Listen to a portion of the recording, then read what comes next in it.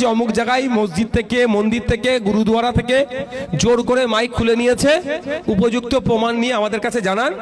যেই পুলিশ না দিয়েছে সেই পুলিশকে কোর্টে দৌড় কাটাবো আমরা। বুঝতে পেরেছেন কি বলছি? ফালতু কেউ যদি কিছু বলে এতে আপনারা আতঙ্কিত হবেন না। দেশ রাজ্য কারো কথাই চলবে না। সংবিধান, আইন, আদালত তাকে মান্যতা দিয়ে চলবে, একটু মাথায় রাখবেন। বিজেপি ক্ষমতা এসছে তো কি হয়েছে? বিজেপি ক্ষমতা এসছে, রাতকে সকাল বলবে, সকালকে রাত বলে মেনে নিতে হবে নাকি? সংবিধান বহির্ভূত কথা বলবে, তা মেনে নিতে হবে নাকি?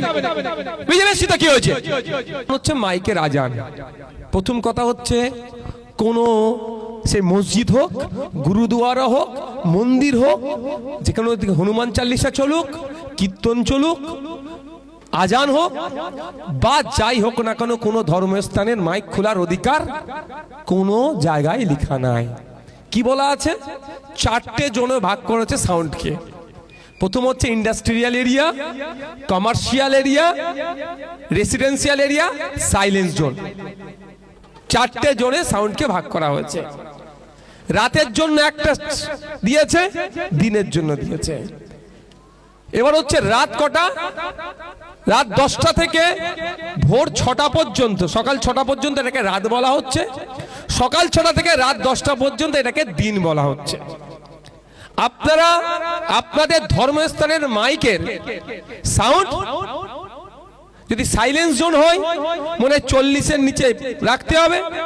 আমার একটু যদি টাইম দেন আমি বলতে পারি, তাহলে একটু টাইম দেবেন 1 মিনিট, তাহলে সঠিকটা বললেই সুবিধা হবে, তাই না? অযথা হুটাপাটি করার দরকার নেই।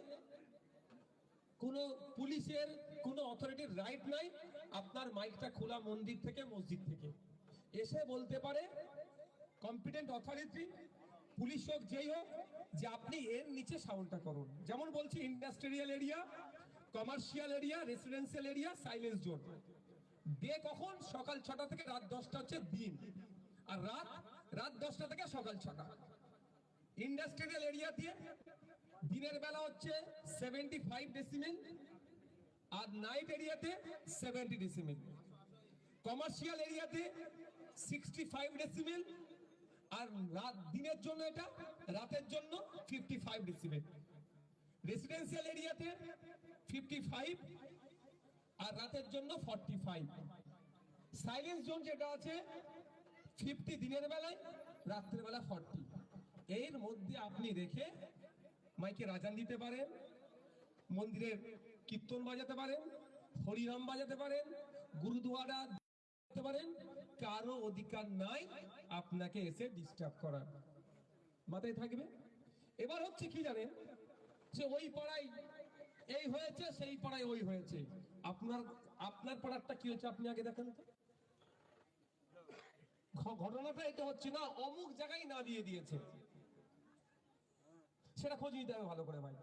যদি এই ধরনের কোনো ঘটনা থাকে যে অমুক জায়গায় মসজিদ থেকে মন্দির থেকে গুরুদুয়ারা থেকে জোর করে মাইক খুলে নিয়েছে, উপযুক্ত প্রমাণ নিয়ে আমাদের কাছে জানান। যেই পুলিশ না দিয়েছে সেই পুলিশকে কোর্টে দৌড় কাটাবো আমরা।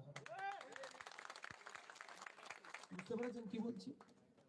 ফালতু কেউ যদি কিছু বলে এতে আপনারা আতঙ্কিত হবেন না। দেশ রাজ্য কারো কথাই চলবে না।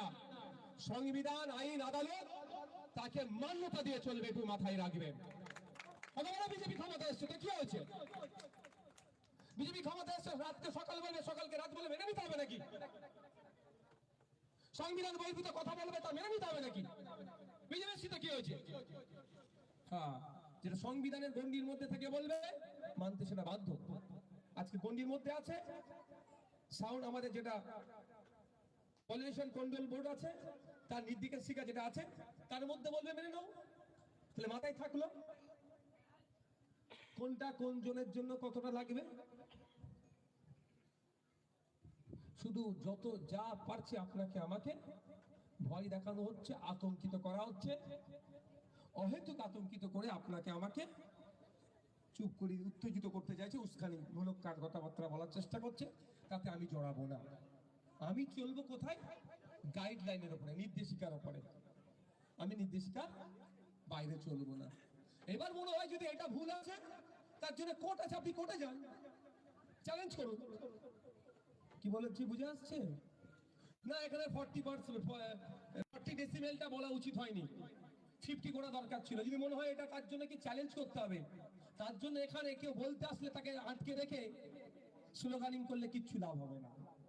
তার জন্য আপনার রাইট আছে, আপনি কোর্টে চলে যান, গিয়ে চ্যালেঞ্জ করুন। পাতা ফাঁদে জড়াবেন না, উস্কে দিলে ক্ষতি আপনার হবে, সে উপরে বসে বসে মজা দেখবে।